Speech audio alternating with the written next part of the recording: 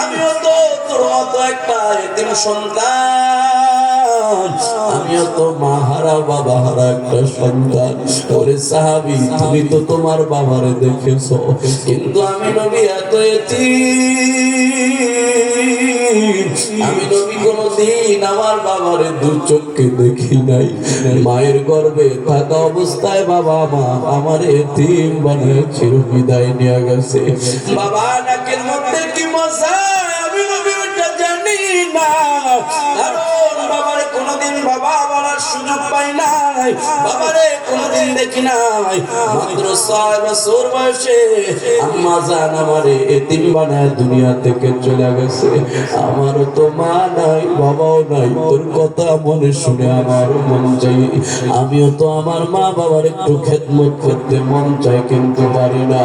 নবী আমার কান্দে আর সাহাবীর পিঠের মধ্যে হাত বুলায় দেয় আর ডাক দেখা সাহাবী, কান্না থামারে সাহাবী, কান্না থামাও।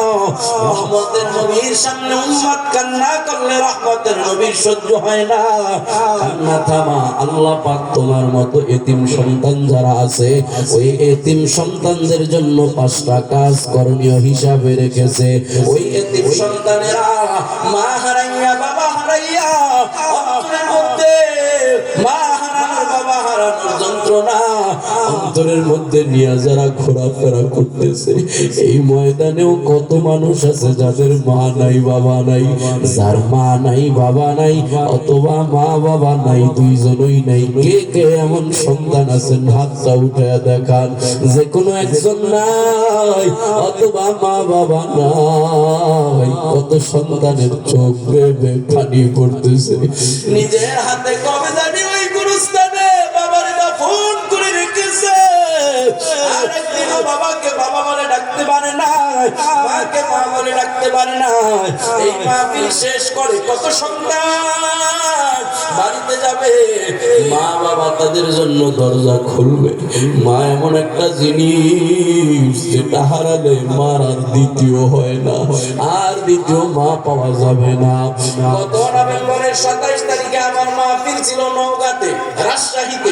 মাহফিলে যাওয়ার সময় একটা টেলিফোন আসে, ঢাকা থেকে অপর পৃষ্ঠ থেকে কান্নার বড় আওয়াজ, তবে কণ্ঠটা বড় পরিচিত মনে হয়।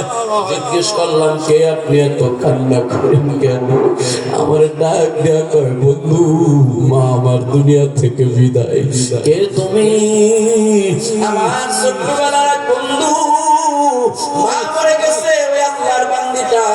আমি যখন মাদ্রাসা থেকে তার বাড়িতে যাইতাম বেড়াইতে, আমার নিজের সন্তানের মতো দেখতো, নিজের সন্তানের মতো খাওয়াইতো, এমনকি তার জানাজাটা পড়ানোর জন্য আমার ওসিয়ত করে গেছে। মাহফিলের ব্যস্ততায় যেতে পারি নাই।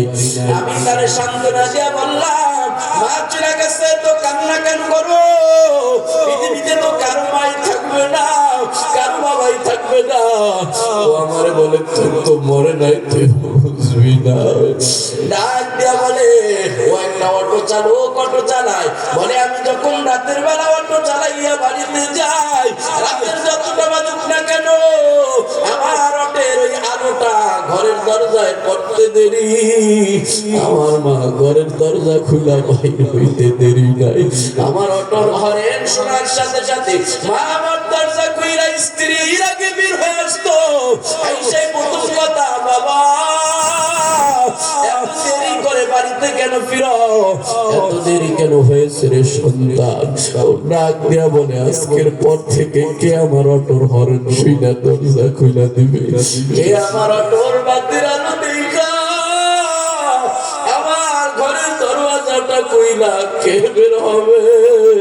কারণ মা আমার দুনিয়া থেকে চিরবিদায়, কেউ জিজ্ঞাসা করার কেউ না।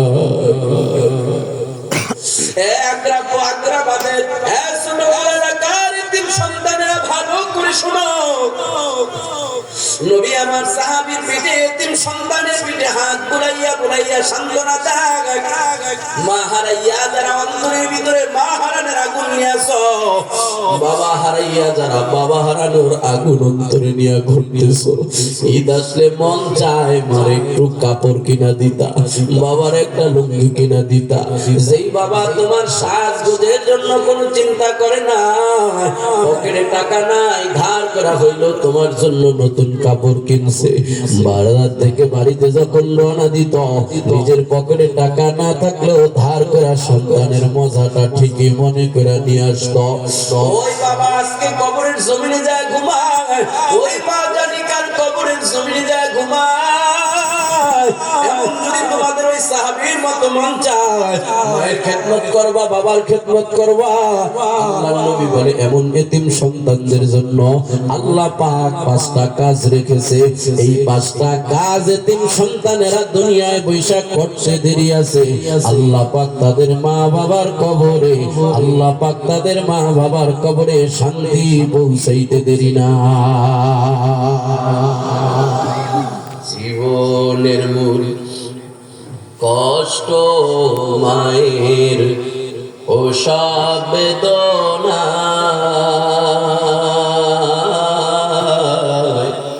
সাত আসমান সাত জমিন তখন মায়েরই মাথায়। এমন মায়ের কেমনে আজি, এমন মায়ের কেমনে আজি যাব যে ভুলিয়া। ওহো আমার প্রাণের মা, মা গো মা, কোথায় গেলাম মোরে ছাড়িয়া, জনম দুঃখী এতিম আমি, তাই না কেহ ফিরিয়া। ওই মা বাবার কবরে যদি খেদমত পৌঁছাইতে চান, নবী আমার বলে ওই এতিম সন্তানদের জন্য 5টা কাজ। 1 নম্বরে কাজ বলবো নাকি? কষ্ট হয় আপনাদের? বলবো? 1 নম্বর নবী আমার জানা দেয় এতিম সন্তান মার জন্য বাবার জন্য আর কত মনের মধ্যে দুঃখ নিয়ে কান্না করবা। 1 নম্বর তোমার কাজ হলো মা বাবার জন্য দোয়া করা। কোন দোয়া করা? নিজের থেকে কোনো দোয়া করার প্রয়োজন নাই, আল্লাহ পাক নিজেই কোরআনে দোয়া শিখায়া দিয়েছে, ওয়া কুর রাব্বিরহামহুমা কামা রাব্বায়ানি সগীরা। সারা জীবন এই দোয়াটা পড়েছেন কিন্তু কখনো চিন্তা করেন না আল্লাহ পাক কেন মা বাবার জন্য দোয়া শিখায় দেয়, অন্য কোন জায়গার জন্য দোয়া শিখায় না। পৃথিবীর মানুষের জন্য মা বাবার জন্য কেন দোয়া শিখায় দিছে? কারণ আল্লাহ পাক জানে একটা মা তার সন্তান নিয়ে কত কষ্ট করেছে। 10 মাস 10 দিন পেটের মধ্যে একটা জীবিত সন্তান নিয়ে কত কষ্ট। এই জায়গাতে